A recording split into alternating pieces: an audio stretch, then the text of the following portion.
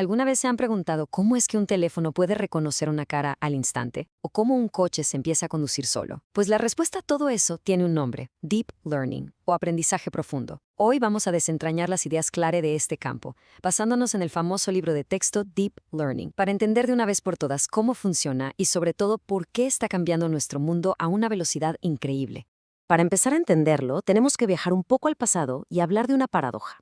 Una que de verdad traía de cabeza a los pioneros de la inteligencia artificial. Y es que las cosas que para nosotros son súper fáciles, como reconocer un objeto, resultaron ser un desafío gigantesco para las computadoras. La pregunta que lo resume todo es esta. Piénsenlo un segundo. ¿Cómo es posible que una computadora pueda humillar al mejor campeón de ajedrez del mundo, pero durante décadas fue prácticamente incapaz de hacer algo que un bebé aprende a hacer sin esfuerzo, como reconocer la cara de su mamá en una foto? Suena locura, ¿no? Pues ese era el gran misterio. Y la clave de todo esto está en el tipo de tarea. A ver, el ajedrez, aunque nos parezca súper complejo, en el fondo se basa en un set de reglas muy claras, lógicas y matemáticas. Es un mundo cerrado, perfecto para una máquina como Deep Blue. Pero, ¿cómo le escribes las reglas a una computadora para que reconozca a un amigo? Esa tarea no depende de lógica pura, depende de una intuición, de un conocimiento del mundo que es súper difícil de poner en palabras. Y justo ahí nos topamos con el verdadero muro, el problema de la representación. O sea, si no podemos programar el mundo en reglas, ¿cómo hacemos para que una computadora lo entienda? Bueno, pues los primeros intentos por resolver esto nos enseñaron una lección: por las malos. El primer intento fue básicamente a la fuerza bruta. Dijeron, vamos a escribirlo todo. La idea era crear una gigantesca base de conocimiento con humanos escribiendo a mano millones y millones de reglas sobre el mundo. El proyecto Psyche es el ejemplo perfecto de por qué esto fue una mala idea. Después de años de trabajo, el sistema no podía deducir algo tan simple como que una persona que se está afeitando sigue siendo una persona.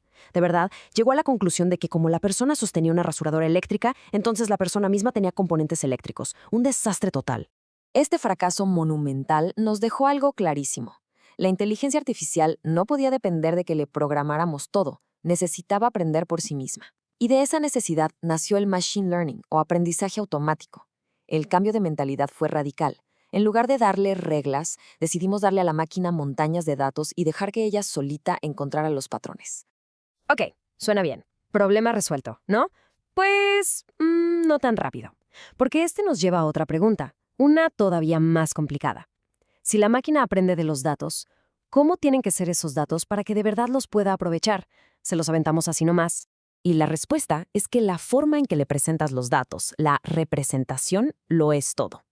Un algoritmo de machine learning clásico no puede simplemente ver los píxeles de una resonancia magnética y entender qué pasa. No. Necesita que un experto, un doctor, vea la imagen y le traduzca lo importante.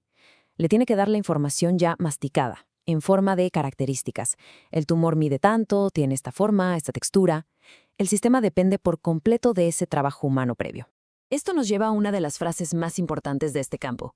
La elección de la representación tiene un efecto enorme en el rendimiento. La mejor forma de entenderlo es con una analogía. Intenten sumar dos números romanos complicados como CXLVI y DCIX.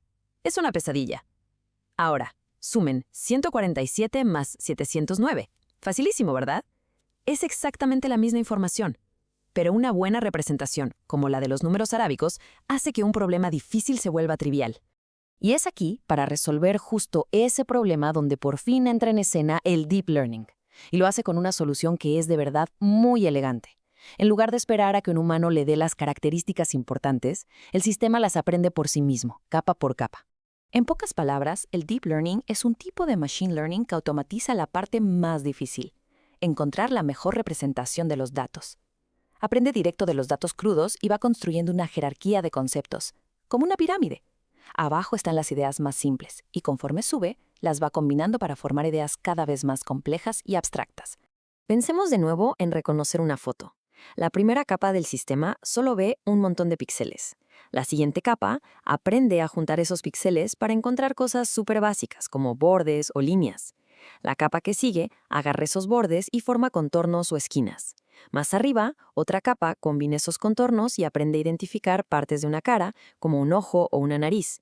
Y hasta arriba, la última capa junta todas esas piezas y llega el concepto final. Ah, claro, esto es una persona. Es como ir subiendo una escalera de conocimiento, de lo más simple a lo más complejo. Muy bien, Pero si estas ideas de redes neuronales ya existían desde hace décadas, ¿por qué el boom del deep learning es algo tan reciente? La respuesta es que se alinearon los planetas. Fue una tormenta perfecta de 3 factores clave que lo cambiaron absolutamente todo. Porque hay que decirlo, el deep learning no salió de la nada. Es la tercera gran ola de investigación en este tema. Hubo una primera en los años 50 llamada cibernética, otra en los 80, el conexionismo, pero la ola actual, la que empezó a agarrar fuerza a partir de 2006, es la que por fin nos ha dado resultados que antes parecían de ciencia ficción.